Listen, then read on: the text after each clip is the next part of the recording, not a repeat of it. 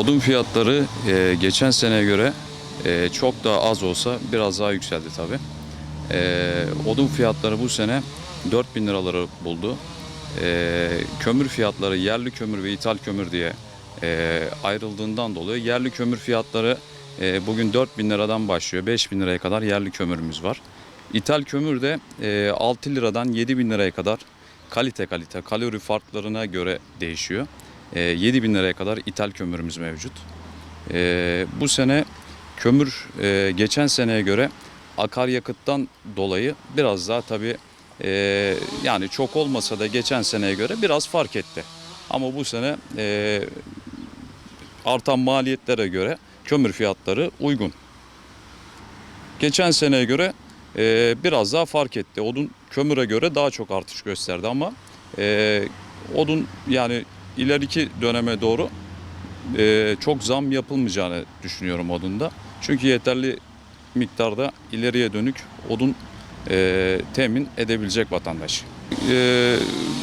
Her sene tabii artan maliyetler, mazot fiyatları, akaryakıt fiyatları tabii ki kömür fiyatlarını da odun fiyatlarını da etkileyecek.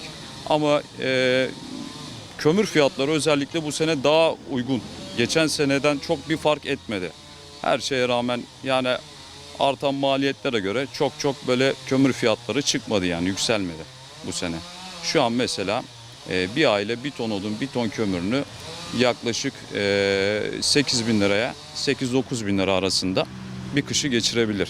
Yani o da işte ailenin güzelce ısınmasını yani kaliteli bir şekilde ısınmasını sağlayabilir yani. Sektörü yaklaşık Bursa'ya 2008'li yıllardan sonra doğalgaz daha çok yaygınlaşmaya başladı. Yani o zamandan bu zamana zaten etkiliyor. Yani şimdi olan bir şey değil bu.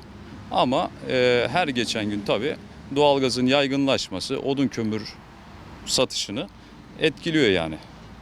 Ve ileride de etkilemeye devam edecek gibi görünüyor.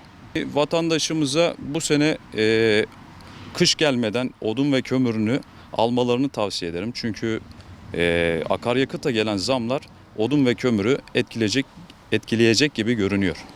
Yani bir an önce imkanı olanlar odun ve kömürünü alsın derim.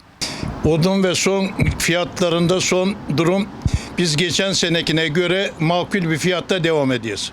Fiyatlarımız geçen senekine göre çok az zamlıdır. 5 senedir devam ediyoruz. Bursa il ve ilçelerine mal götürüyoruz. 2,5 kilometre götürdüğümüz yerden nakliye almayız. Bunun tonu şu anda 3,5 milyon lira. Kömür 4'ten başlıyor 6,5-7'ye kadar çıkıyor. Kademe şeyine göre, kalorisine göre değişiyor. Çok etkiliyor tamam ama biz elimizdeki stoklu çalıştığımız için malları vatandaşa biraz az karla satmaya çalışacağız. Var ama gene de kenar mahallelerden idare edeceğiz. Biz çok eski firma olduğumuz için İnegöl'den, ilçelerden geliyor, köylerden geliyor. Biz farklı çalışan bir firmayız. Az karına çalışacağız. Müşterimiz de bizim vardır.